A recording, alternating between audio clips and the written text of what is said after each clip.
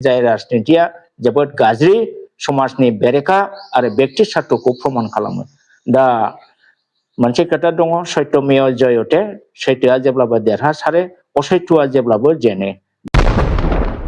दिनै प्रमद बर', दिपेन बर', इउपिपिएल नि गोबां दैदेनगिरिफ्रा जेमन राजु नार्जारी बिथांमोनहा, रनजित बसुमतारी बिथांमोनहा मालाबाबो बिसोर सुबुं माहारिनि बिटिसि ओनसोलनि मोजांखौ साना।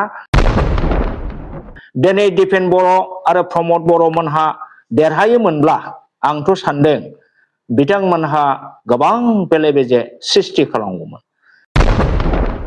आरो बिटिसिखौ शान्ति भाबै शासन खालामनायाव, शान्ति भाबै जौगाखांनायनि खामानि मावनायाव बिथांमोनहा माने हेंथा होबाय थागौमोन। आरो बेनिफ्रायनो फोरमान जाबाय जे दिपेन बर', प्रमद बर' मोनहा माने रायजोनि मोनसेबो जौगानाय शान्ति गनायथाव खामानि बिथांमोनहा मावनो हायाखै। बिथांमोननि थांखियानो बिटिसिखौ धंस खालामनाय, सिक्स शिड्यूलखौ धंस खालामनाय। खुलुमबाय।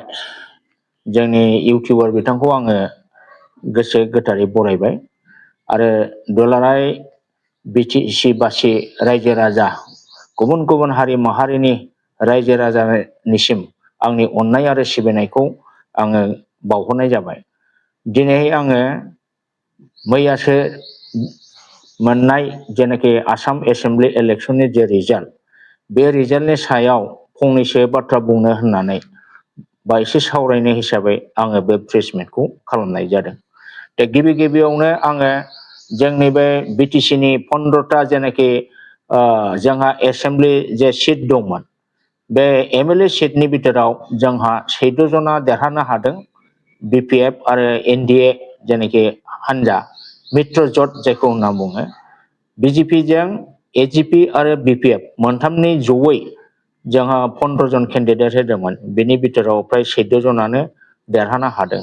दा गिबि गिबियाव आङो जोंनि देरहासार जानो हानाय जोंनि बिपिएफ खाम जे बिजेपि बिथांमोन केन्डिडेट, जाय केन्डिडेट बिथांमोनहा रायजोनि भटखौ गोबां बोनो हानानै देरहानो हाबाय, बिथांमोननिसिम जोङो अल बड' सिनियर सिटिजेन्स फरामनि जानानै बिथांमोनखौ गोसो गोथारै बरायबाय, आजावबाय आरो बिथांमोनखौ देरहासार जानायनि थाखाय जोङो साबायखरबो बावबाय। दा बे इलेक्शना मोनसे जोंनि बिटिसि ओनसोलनि रायजो राजाफोरनो मोनसे गोनां मेसेज होदों। बे मेसेजआनो जाहैबाय जोंनि बिपिएफ जेनाखि राजनिति हान्जा, जाय राजनिति हान्जाखौ जोङो अल बड' सिनियर सिटिजेन फरामनिफ्राय सापर्ट होबोगासिनो दङ। मानो सापर्ट होदों होननानै बुङोब्ला जे बिपिएफ हान्जाया बा बिसेसकै हाग्रामा महिलारि बिथाङा 2003 निफ्राय बिटिसि ओनसोलाव जेरैबायदि ट्रेमेन्डास गोबां जे जौगानायनि हाबा मावबोदों आरो बर' हारिनि बा बिटिसि ओनसोलनि रायजो राजानि थाखाय गोबां मोजां मोजां खामानि मावबोदों, डेभेलपमेन्टेल खामानि, एडुकेसनेल इनस्टिटिउसन, गोबां गभर्नमेन्टनि जे इनफ्रास्ट्राक्चार बिथांमोनहा जे बानायबोदों, बेखौ नोजोर बोनानै जोङो जेब्लाबो बिपिएफखौ सापर्ट होबोबाय थादों रायजो राजाया। आरो बे हिसाबै थांनाय 2021 आव परिबर्तननि नामाव प्रमद बर' बिथाङा हाग्रामा महिलारि बिपिएफ पार्टिनि एगेन्स्टै गोबां गाज्रि गाज्रि प्रचार खालामनानै खुनुरुखुम बिथांमोनहा 11 जन देरहानानै हेमन्त बिश्व शर्मा बा बिजेपिनि अननायाव सरकार दानो हादोंमोन। नाथाय जोङो नुनो मोनबाय 5 बोसोरनि गेजेराव प्रमद बर'नि इउपिपिएल सरकारा माने जेबो खामानि मावनो हायैलाय बिथांमोननि खामानि मावनायखौ नोजोर होनानै रायजो राजाया नेक्स्ट थांनाय 2025 नि जेनाखि बिटिसि इलेक्शन, बेवहाय इउपिपिएल सरकारखौ नेवसिनानै रिजेक्ट खालामनानै जोगारनानै आरो फिन हाग्रामा महिलारिखौनो देरहाहोफिनदों। जायनि फलाव 40 जननि जायगायाव 28 जन एमसिएलए देरहानानै हाग्रामा महिलारि बिथाङा ग्रोब सरकार दानो हाफिनदों। बेफोरनो दिनै फोरमान होयो जे बिटिसि ओनसोलनि बर' रायजो राजाया सोर मोनसे हान्जाखौ मोजां मोनो आरो मानि थाखाय मोजां मोनो, बेयो रोखा जाबाय दिनै जे हाग्रामा महिलारि बिथाङानो बा बिपिएफ हान्जायानो बिटिसि ओनसोलनि सुबुंफोरनि थाखाय रायजो राजानि थाखाय निश्चय साबसिन खामानि मावगासिनो दङ आरो इयुनावबो निश्चय बिथांमोनहा मावलांगोन। नंखायनो रायजो राजाया प्रमद बर'नि बे 5 बोसोर जेनाखि थगायनायनि गभर्नमेन्टमोन, रायजोफोरखौ थगायबोदोंमोन, हाजार बिजार मिसा खोथा बुंबोनाय, बिनि फिथाइखौ थांनाय बिटिसि इलेक्शनाव होदों।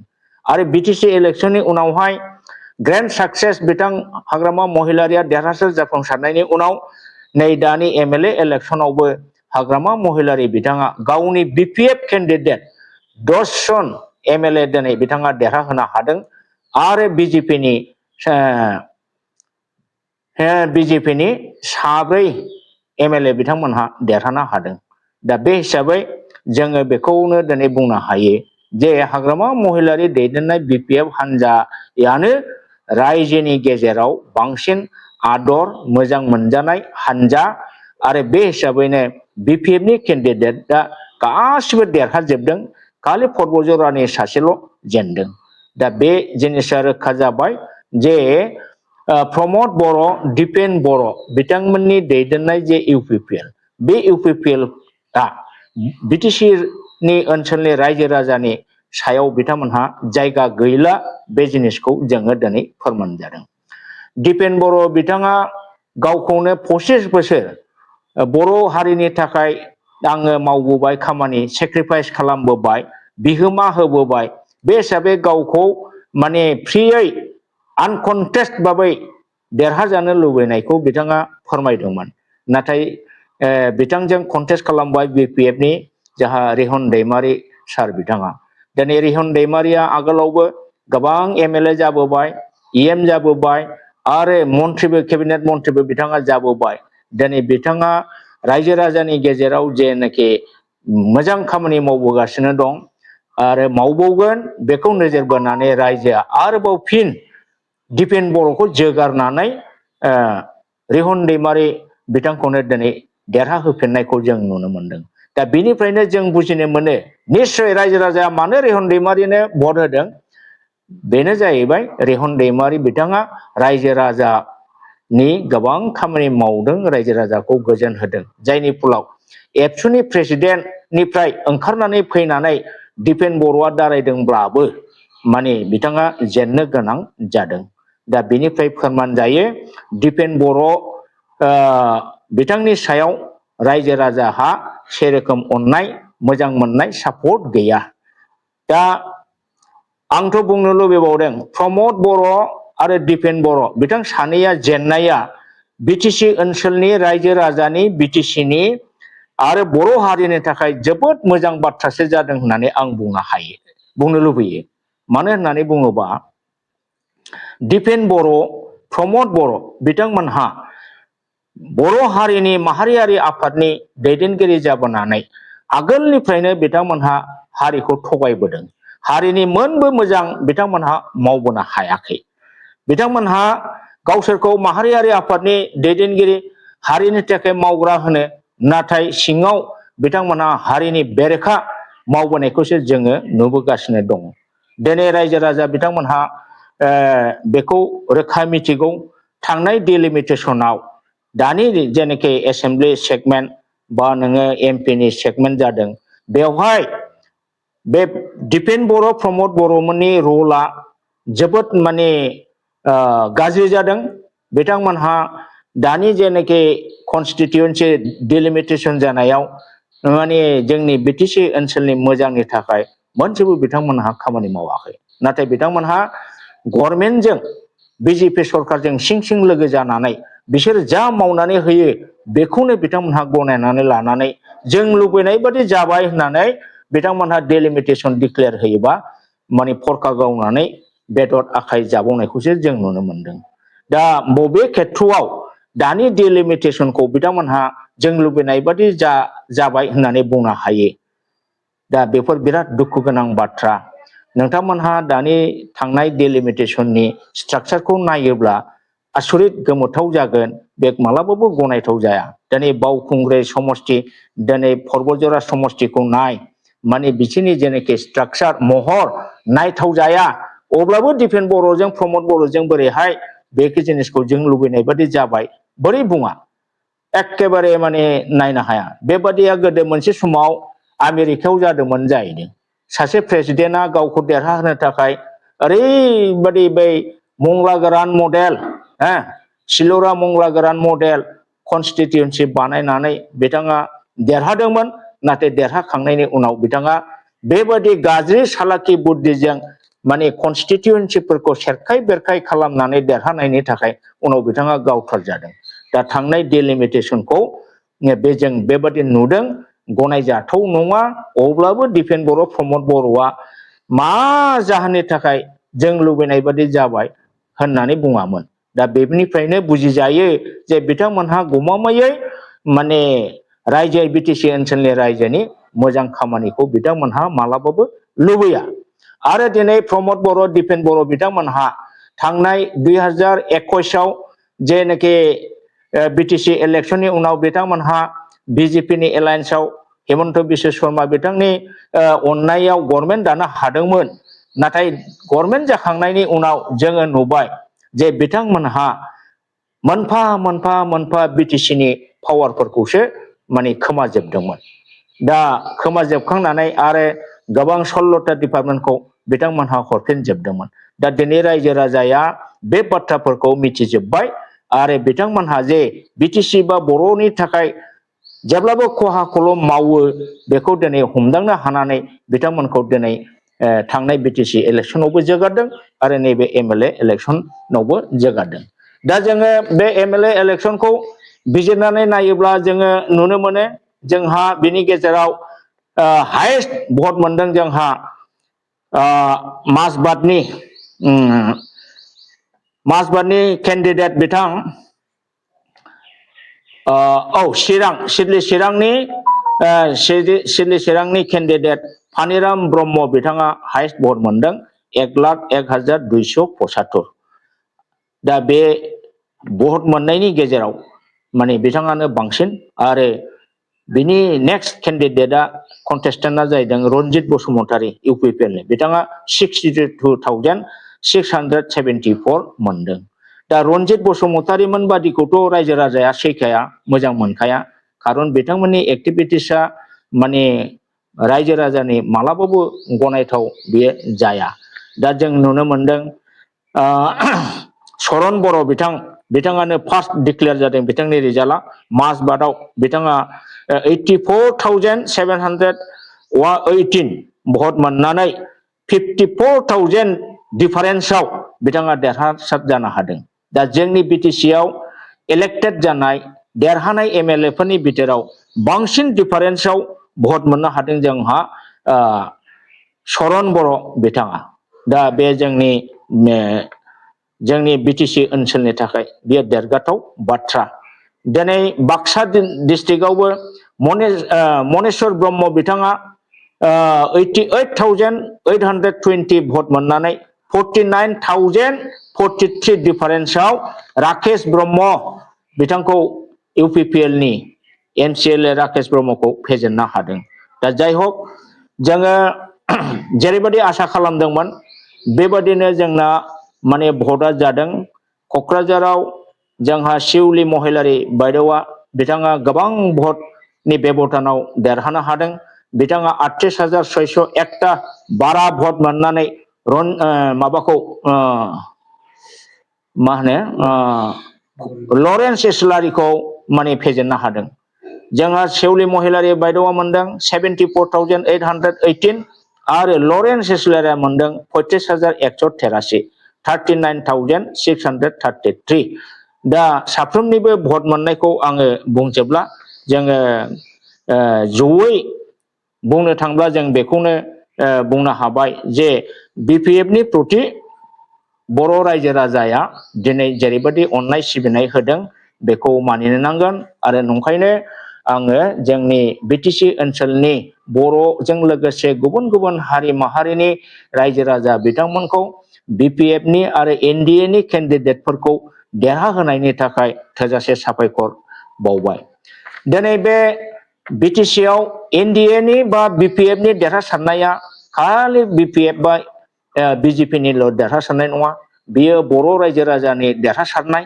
बिटिसिनि रायजो राजानि थाखाय देरहासारनाय, आरो बियो बिटिसिनि इयुनाव जोबोद मोजां जौगाखांनायनि बे लक्षण। दा बे बिपिएफ बा एनडिएनि देरहानायानो बिटिसिनि इयुननि माने जौगाखांनाय आरो रायजो राजानि थाखाय मोजां मोजां खामानि मावनाय बे लामाखौ दिनै गेबें खालामनानै होनाय जाबाय। दिनै दिपेन बर' आरो प्रमद बर'मोनहा देरहायोमोनब्ला आंथ' सान्दों बिथांमोनहा गोबां बेले बेजे सृष्टि खालामगौमोन। बिथांमोनहा एसेम्ब्लियाव थानानै बिटिसिआव हरनाय फान्डफोरनि सायाव गोबां हेंथा होगौमोन निश्चय, आरो बिटिसिखौ सान्थि भाबै सासन खालामनायाव, सान्थि भाबै जौगाखांनायनि खामानि मावनायाव बिथांमोनहा माने हेंथा होबाय थागौमोन, बायदि रोखोमनि जेंना सृष्टि खालामबाय थागौमोन। दिनै बिथांमोनहा दासिमबो बिथांमोननि एक्टिभिटिसआ माने बिटिसि बिरोधिखौ जों नुनो मोनो। जेरै थांनाय बिटिसि इलेक्शननि उनावहाय हाग्रामा महिलारि बिथाङा जेब्लानाखि बिटिसि सरकार दाखांनायनि एसे उनावनो बिथांमोनहा बे 6टा जनगोष्ठीखौ एसटि होनायाव एनअसि होनायनि थाखाय हाग्रामा महिलारि बिथांनि सायाव खुद्रिनानै बिथांमोनहा बिटिसिनि एडमिनिस्ट्रेटिभ जेनाखि अफिस, जेनाखि एसेम्ब्लि हाउस, बेनि फार्निचारफोरखौ बुफायजोबदोंमोन। बेयो बर' हारिनि थाखाय जोबोद दुखुनांथाव, एकदम मुगैथाव बेफोर जाथाय।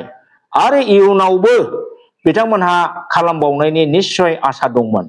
नाथाय जोङो बेखौ बुंनो हायो, दिनै रायजो राजाया सैथोआव दङ, आरो रायजो राजाया जाय हारिनि थाखाय मोजां मावो बेखौ सायख'नानै दिनै देरहाहोदों। आरो बेनिफ्रायनो फोरमान जाबाय जे दिपेन बर', प्रमद बर'मोनहा माने रायजोनि मोनसेबो जौगानाय सान्थि गनायथाव खामानि बिथांमोनहा मावनो हायाखै। बिथांमोननि थांखियानो बिटिसिखौ धंस खालामनाय, सिक्स सिडुलखौ धंस खालामनाय, आरो बर' सेंग्रा सिख्लाफोरखौ यांगार जेनेरेसनखौ माने गाज्रि लामाजों, नंखाय लामाजों दैदेननाय। दिनै दिपेन बर' बिथाङा एबसुनि प्रेसिडेन्ट जानाय समावबो जोंनि हारिनि गोबां हेंथा बिथांमोना मावबोदों, आरो सिं सिं गावनि बेक्ति बेनिफिटखौ नायनानै बेक्ति बेनिफिटखौ मोननो थाखाय बिथांमोनहा सिं सिं माने गभर्नमेन्टनि एजेन्ट हिसाबै बिथांमोनहा खामानि मावबोदों। दिनै आङो सेंग्रा सिख्ला यांगार जेनेरेसन, जायफोर हायार सेकेन्डारिनि स्टुडेन्ट, जायफोर कलेजनि स्टुडेन्ट डिग्रीनि, जायफोर इउनिभार्सिटि स्टुडेन्ट, विभिन्न टेक्निकल नन टेक्निकल इन्स्टिटिउसनफ्राव जायफोर माने दिनै फरायनानै दं, बिथांमोनहा जाहाथे जेब्लाबो जुक्तिखौ बिजिरनानै नायो, ब्लाइन्डलि सोरबा दिपेन बर', सोरबा प्रमद बर' बुंनाय बिथांमोनजों थाङा। बिथांमोननि बुंनाय मथे थांनाय माने हारिया अलखदाव गोग्लैनाय, जायनि फलाव एथ' 5500 जननि बारा थैनानै मोननाय बिटिसि सिक्स सिडुलनि एडमिनिस्ट्रेटिभ अफिसखौ बुख्रुबनायानो बे बिटिसिखौ धंस खालामनाय बे जिनिसखौ फोरमायो। नंखायनो नोंथांमोनहाबो साननो हनो रोंगौ, सोर जुक्तिजों खामानि मावदों, सोर डेभेलपमेन्टनि खामानि मोजां मावदों, बेखौ नोंथांमोनहाबो बिजिरनानै नाय। दिनै एबसुनि लिडार होननानै दिपेन बर'मोन बादिया सिं सिं बेक्ति स्वार्थनि थाखाय खामानि मावोब्ला बेखौ नोंथांमोनहा गनायनो नाङा। बे ढेकियाजुलियाव मा जाया, इलेक्शननि आगोल ढेकियाजुलियाव बिथांमोनहा बर' केन्डिडेट होयोब्ला देरहागोन, आरो बेनि थाखाय सासे प्रिन्सिपालखौ बिथांमोनहा टिकेट होगोन होननानै प्रल'भन होदोंमोन। नाथाय उनाव अशोक सिंगालजों सिङाव सिं सिं बिथांमोनहा सोमोन्दो लाखिनानै माने बे जिनिसखौ मा खालामबाय, माने बर' केन्डिडेटखौ बिथांमोनहा उइथड्र खालामबाय, अर्थात बै प्रिन्सिपालनो टिकेटखौनो होआखिसै। दा बे रोखोम बिथांमोनहा राजनिति गेलेयो, जाय राजनितिया जोबोद गाज्रि, समाजनि बेरेखा आरो बेक्ति स्वार्थखौ प्रमान खालामो। दा मोनसे खोथा दङ, सत्यमेव जयते, सैथोआ जेब्लाबो देरहासारो, असैथोआ जेब्लाबो जेनो। दा दिनै प्रमद बर', दिपेन बर', इउपिपिएलनि गोबां दैदेनगिरिफ्रा, जेमन राजु नार्जारि बिथांमोनहा, रनजित बसुमतारी बिथांमोनहा मालाबाबो बिसोरो सुबुं माहारिनि बिटिसि ओनसोलनि मोजांखौ साना, आरो बेखायनो बिथांमोनहा असैथ्यजों बिटिसिखौ सिं सिं धंस खालामनायनि नाजानायनि थाखायनो बिथांमोनहा दिनै जेननायनि लामायाव फैगासिनो दं आरो जेनबाय थागोन। जेसेदिन हारिखौ गोथारै सिबिनायनि भाब लानानै बिथांमोनहा खामानि मावनो हाया एतदिन बिथांमोनहा जेनबाय थागोन आं बेखौ सानो आरो बे निश्चय जागोन।